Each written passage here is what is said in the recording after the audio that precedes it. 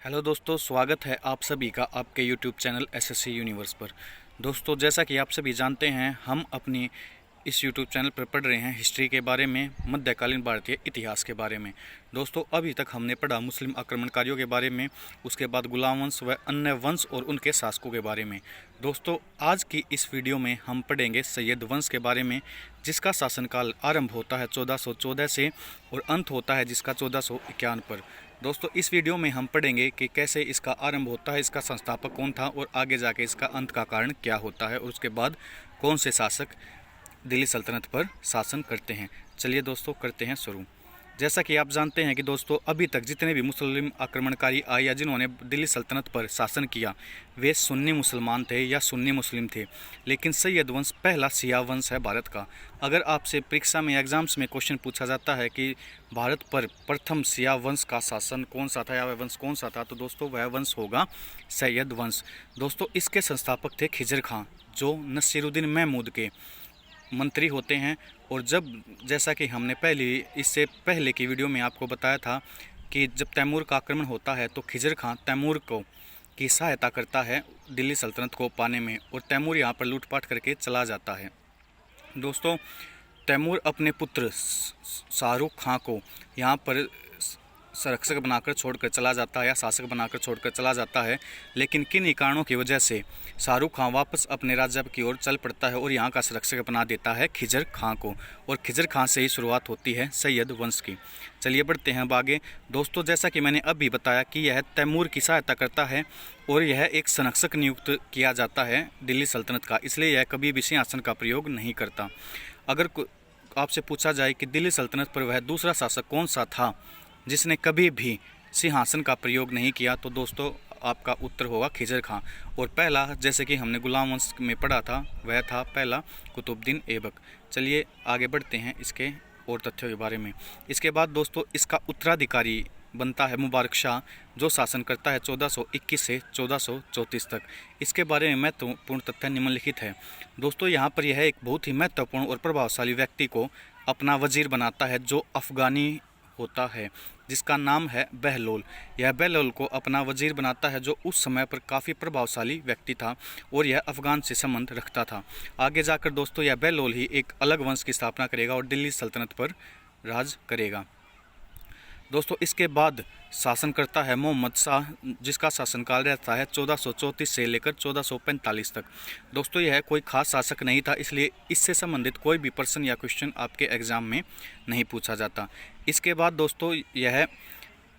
दोस्तों इस वंश का शासक बनता है अलाउद्दीन आलम शाह, जो शासन करता है 1451 से 1451 तक। दोस्तों, यह शासन करता है 1445 से 1451 तक, और यह काफ़ी डरपोक व कायर शासक था। यह इतना डरपोक व कायर था कि बहलोल के द्वारा विद्रोह कर दिए जाने पर यह आत्मसमर्पण कर देता है और बहलोल को अपनी सारी राजगद्दी सौंप देता है। दोस्तों, मोहम्मद शाह भी बहलोल को अपना काफ़ी प्रिय व करीबी मानता था, और यह भी माना जाता है कि मोहम्मद शाह के समय पर भी एक तरह से उसके दिल्ली सल्तनत पर शासन कर रहा था बहलोल। और जैसा कि अभी मैंने आपको बताया कि अलाउद्दीन आलम शाह के शासनकाल में तो वह यानी कि बहलोल विद्रोह कर ही देता है और खुद शासन करता है फिर दिल्ली सल्तनत पर और एक नए वंश की स्थापना करता है। चलिए दोस्तों, अब बात करते हैं उस वंश के बारे में। दोस्तों, यह होता है लोधी वंश, जो एक अफगानी वंश था, और यह लोधी वंश 1451 से आरंभ होता है और इसकी समाप्ति होती है 1526 पर पानीपत के युद्ध में, जब बाबर आकर इस वंश के जो वंशज होते हैं उनका विनाश कर देता है। चलिए आगे बढ़ते हैं दोस्तों उन बातों के बारे में जो परीक्षा की दृष्टि से काफ़ी महत्वपूर्ण है। दोस्तों, यहाँ पर पहला पॉइंट रहेगा आपका कि यह पहला अफगानी वंश था। इससे पहले के जो वंश थे वो अफगानी नहीं थे, या परीक्षा में पूछा जाएगी प्रथम अफगानी वंश दिल्ली सल्तनत पर कौन सा था, तो दोस्तों वो होगा लोधी वंश। दोस्तों, अभी मैंने आपको बताया कि इसके संस्थापक थे बहलोल लोधी, और बहलोल लोधी इसके संस्थापक थे, इसलिए उसने दिल्ली सल्तनत में अपने नाम के बहलोली सिक्के भी काफ़ी प्रचलन में वह लेकर आया या बनवाए और उस समय प्रचलन में आए। दोस्तों, यहाँ पर सिर्फ इतनी ही बातें इस लोधी वंश के बारे में महत्वपूर्ण हैं। आगे जानते हैं इनके शासक के बारे में, जो इसका अगला शासक था। चलिए दोस्तों, अब बात करते हैं सिकंदर लोधी की, जिसने 1489 से 1517 तक शासन किया। दोस्तों यह इस वंश का सबसे महान शासक और प्रभावशाली शासक था। दोस्तों यह लोधी, जैसा अभी मैंने आपको बताया लोधी वंश का महानतम शासक था। इसने यमुना किनारे आगरा की स्थापना की। सिकंदराबाद के नाम से एक शहर बसाया जिसे आज हम आगरा के नाम से जानते हैं। आपसे पूछा जाता है कि आगरा का जब इसका निर्माण किया गया नाम क्या था, तो दोस्तों वह होगा सिकंदराबाद। दोस्तों यह यमुना के किनारे बसा हुआ है। चलिए अब बढ़ते हैं आगे। दोस्तों 1506 में दिल्ली से यह अपनी राजधानी आगरा को लेकर जाता है। परीक्षा में पूछा जाता है कि दिल्ली से आगरा अपनी राजधानी स्थानांतरित किसने की, तो दोस्तों वो 1506 में सिकंदर लोधी ने की। दोस्तों इसने कुतुब मीनार का जीर्णोद्धार भी कराया और उसे रिकंस्ट्रक्ट कराया। इसने भूमि को नापने के लिए गज ए सिकंदरी चलाई, जो एक भूमि नापन की विधि थी। दोस्तों यह एक कवि था और लेखक भी था। इसने आयुर्वेदिक पुस्तक फरहांग ए सिकंदरी की रचना भी की। यह प्रश्न पूछा जाता है कि फरहांग ए सिकंदरी के लेखक या रचयिता कौन थे, तो दोस्तों वे होंगे सिकंदर लोधी। दोस्तों यह एक कवि भी था और जो कि काफ़ी प्रसिद्ध भी रहा। और इसका पेन नेम जिसे कहते हैं कि भाई कलम का नाम, यह था इसका गुलरुखी, और गुलरुखी के नाम से यह कविता लिखता था। आगे बढ़ते हैं दोस्तों। 1498 में प्रसिद्ध यात्री वास्को डी गामा आया, जो पुर्तगाली था। यह परीक्षा की दृष्टि से काफ़ी महत्वपूर्ण रहेगा। दोस्तों इसके बाद इस वंश का शासक था इब्राहिम लोधी, जिसने 1517 से 1526 तक शासन किया।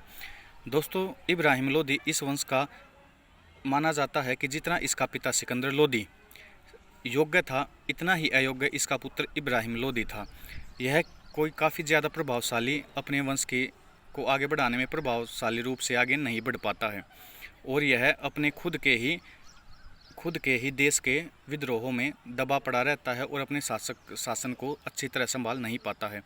जैसा कि मैंने अभी आपको बताया, यह काफ़ी अयोग्य शासक था और 1526 में पानीपत के युद्ध में इसकी मृत्यु हो जाती है। दोस्तों यह एकमात्र शासक था, या एकमात्र दिल्ली सल्तनत का शासक था या सुल्तान था, जिसकी मृत्यु युद्ध में लड़ते हुए होती है, और इसको मारता है दोस्तों, इसकी मृत्यु की जाती है बाबर के द्वारा। दोस्तों बाबर के बारे में हम पढ़ेंगे अगली वीडियो में, और उसके बारे में अन्य तथ्यों के बारे में जानकारी जुटाएंगे और आपको बताएंगे।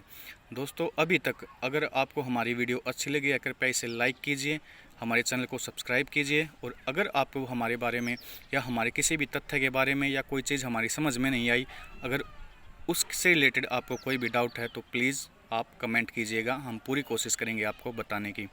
दोस्तों आज की वीडियो में सिर्फ इतना ही। चलिए आज के लिए इतना ही। धन्यवाद।